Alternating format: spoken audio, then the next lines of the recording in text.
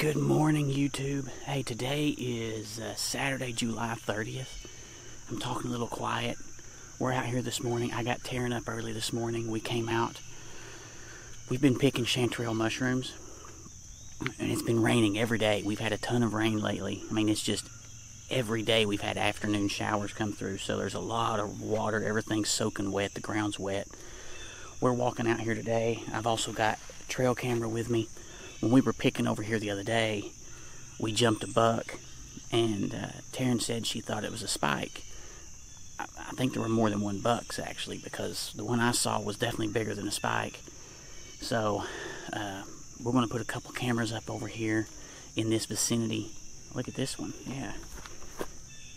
This is still a little bit of a young one, but if the weather dries out this week, a lot of these young ones may not fully mature. So the ground is covered with them of all different maturity levels. So we've already picked a bag full of them back about 4 days ago. A lot more new ones have popped up since then.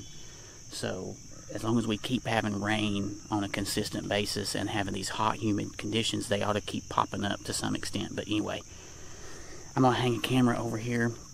We're going to keep picking some mushrooms. There was a whole flock of hens and poults right here. They were just feeding right through here on top of these mushrooms. I thought maybe they might have. There's a bunch of mushrooms knocked over. I don't know if turkeys eat chanterelle mushrooms or not.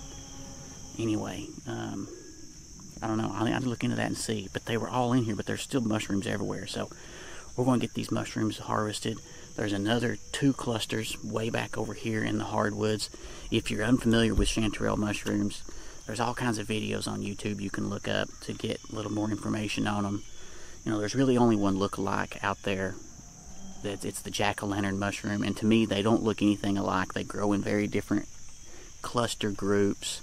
They're both orange, but there's a lot of differences between the two. To me, you know, I can tell from a distance whether it's a cluster of jack-o'-lanterns or if it's just a grouping of chanterelles.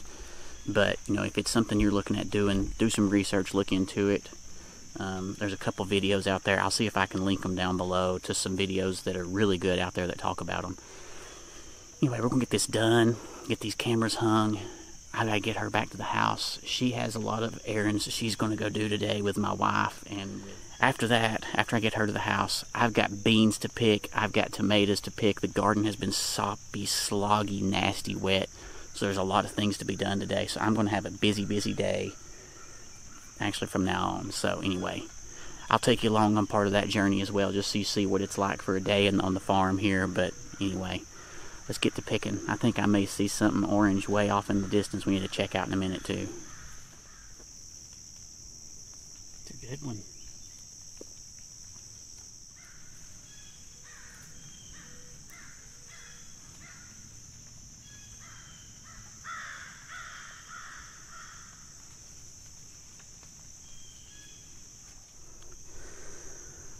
Alright, well, we picked about a half a sack full of great big old chanterelles. Like I said, there's still a bunch of little ones left, so we didn't pick the area clean. There's hundreds of little ones left that are still just now coming up, and the head on them is just about the size of a nickel.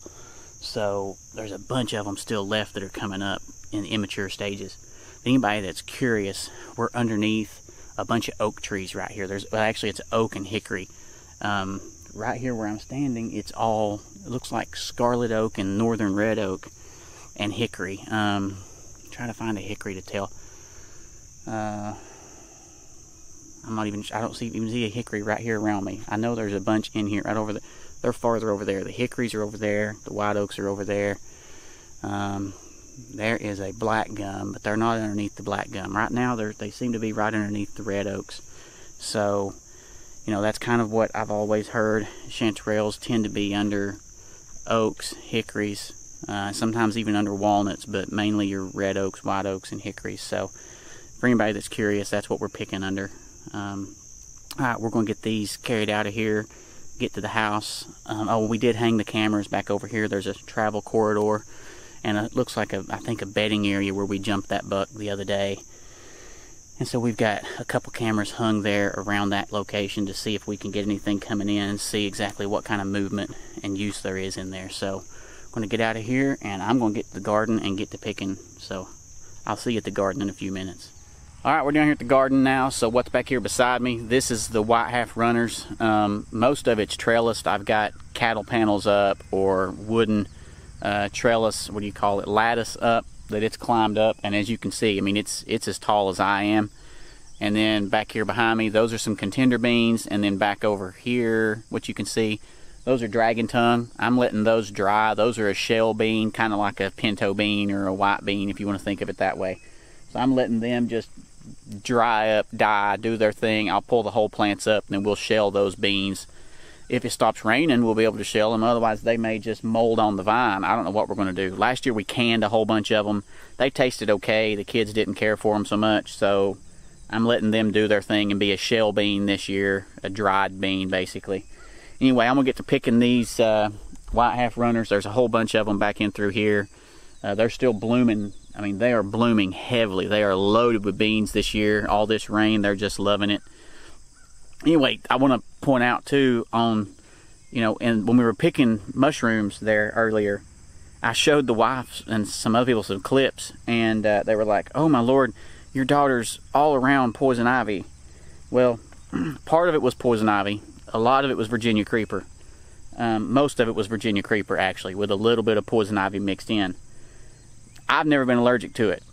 I know what it is. I'm very aware of what it looks like. I get around it all the time. I normally try to keep the kids away from it. Taryn has played in the woods around poison ivy ever since we moved to the farm, and has never had poison ivy. She's messed with it. She's cut it out of trees, not knowing what it was. I'm hoping she has my genes, and she's just not allergic to it the way that I am, or the way that since I'm not allergic to it either. I'm hoping I pass those traits on to her. Let's hope. But anyway, just wanted to point that out, since I don't want anybody to panic if they saw the clips of her picking around some poison ivy. Anyway, I'm gonna get to picking here, and I'm gonna turn on my podcast. I'm gonna listen to some Bear Grease and Clay Newcomb on here. I love listening to that guy. If I had to pick, like a media personality person from the TV, whatever, that I would, TV or YouTube or whatever, that I'd meet and hang out with and talk to, I think he'd be probably the guy, just because I feel like, he has a lifestyle so similar to what we have here, with his hunting and his self-sufficient, farming lifestyle, and they do so much of the same stuff that we do. I just love listening to him and his stories, and he represents, just the culture of rural America so much. So anyway, I'm gonna get to picking, and I'll check in with you a little bit later and see what we got. All right, well, I finished picking on the 2 rows of white half runners here. You can see down there behind me, I got a half bushel basket. This is actually the second picking off these. There's more blooms on it today than there were a week ago when I picked. So I picked a week ago today and got a little less than a half bushel. This morning got a half bushel there, and the vines are just loaded with blooms, and there are bumblebees and honeybees all over them. It's possible that the honeybees came from my house up on top of the hill up there. That's definitely within travel distance for honeybees, but it makes me wonder if maybe there's a wild hive around here somewhere nearby too. But bumblebees all in there too. But anyway, that's the beans. I'm gonna go over here and walk through the corn. The silks on the corn are starting to turn brown. They're not quite ready yet. My guess is they're probably still another 4 or 5 days away, depending on weather and how things go. Thankfully, so far, the raccoons, crows, nothing like that's got into them. It looks like the raccoons got into one of the neighbors' cornfields the other day, because I came by it this morning and all the corn was flat on the ground. It could have been crows too, but one or the other, but all his corn is flat on the ground. So hopefully this holds out and we can keep the raccoons and crows out of it until I can get it, at least most of it, harvested. But so far it's done pretty good. I think maybe my brother's cats that are roaming around here, there's about 753 cats, I think, running around here. I'm just kidding. 752 cats. And I think they're keeping the crows and the raccoons and things at a distance, and they're keeping the mice down too. So they're, I'm not getting any bites all over things that are low to the ground, like the beans that are low to the ground and things like that. So works out pretty good. Anyway, I'm gonna check this corn. I don't expect to pick anything this morning. Then I'm gonna get to the other gardens and start picking the tomatoes and peppers and whatnot over there. So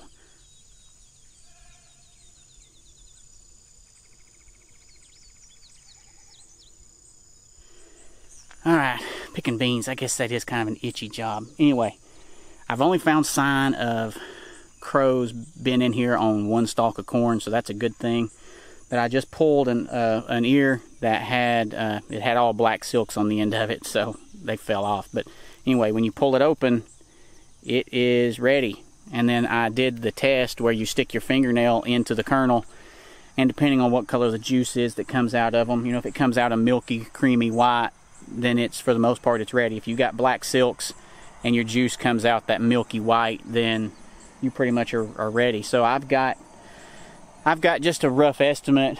About every fourth or fifth stalk has an ear that looks like it's probably ready. So I'm going to guess I've probably got 3 dozen, maybe 4 dozen ears that are in here ready. I'm not going to pick them right now. I'm going to go to the other garden and get those tomatoes and things out of there. I'm going to give these probably until this evening, the end of the day. Let today's, you know, weather do its thing. See if they mature a little bit more. I mean, you know, what's 8 hours going to do? You may be thinking, and honestly, I'm questioning that as well. But I'm going to do that. I'm just going to wait right now, partially because I'm getting hungry. So I'm hungry and I'm itchy. I got to get these tomatoes picked, and then I'm probably going to go home and just wipe down a little bit. I'm not going to take a full shower because there's no point in taking a shower if I'm going to get nasty again. But I'm just going to go wipe down, get some of this, whatever it is that's irritating me off. And it's not poison ivy from the mushrooms this morning. It's from walking in these beans the way I have been and pushing through the vines that are up to my head. But I'm going to get those tomatoes picked, get to the house, get some lunch, and then I'll come pick the corn here this evening, I guess, assuming the rain holds off. So, well, I'm down here at the tomato garden. You've seen the potato garden. So the potatoes are they're all dead now. They're grown up in weeds, but it's too wet to do anything with them. Just look at this ground back here. I mean, it's mud. It's nasty, sloppy mud. Anyway, the tomatoes are hanging full right now. Unfortunately, they're starting to even mold and rot, is what I'm seeing, the ones down close to the ground. The groundhog has showed back up around here again too, here as of late. And turn that light down a little bit so you can... oh my Lord, those yellow sun gold, sun sugar, whatever they're called. I've been picking about a gallon every 2 days of those things. And these plants are just hanging to the ground full of them. I mean, I'm running out of things to do with them. Oh well, the stream, the last farm garden update that I did almost exactly a month ago, maybe a little bit more than a month ago, and I was complaining about being in a drought and having no water, and the stream that runs back here behind us is dried up. It's roaring over here right now. I mean, we went from, in the month of June, we had 7/10 of an inch of rain the whole month of June. We hit 9 inches of rain in July yesterday. 7/10 the whole month of June, 9 inches in the month of July. That's insane. That is crazy. When I thought in June that the garden was barely going to survive or may not make it, I just had a gnat fly in my eye. I was worried about it not making, and now it's just, everything's absolutely exploding. Now my concern is that my potatoes are going to rot in the ground because there's so much moisture. It is too wet to dig them out. So, oh well, I guess you're never happy, always wanting something different. Of course, weather, it's very rarely that anyone is extremely happy for long term with the weather, whatever it is. But, oh well, I'm going to get my baskets out and I'm going to slog through all this mud and get these tomatoes picked, and then I'm going to go get some lunch. So, that's probably going to be it for the video today, unless I decide to video the corn picking this evening. I don't know, this may be it. Oh well, I hope you have yourself a good one.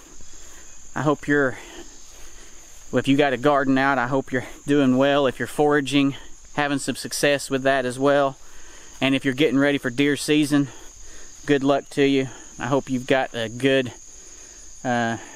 population showing up. You've got some target animals showing up on camera or that you're watching, and you know, just, it's all about providing food for you and your family, whether that be foraging, gardening, hunting, fishing, whatever it is. So have a good one, and God bless.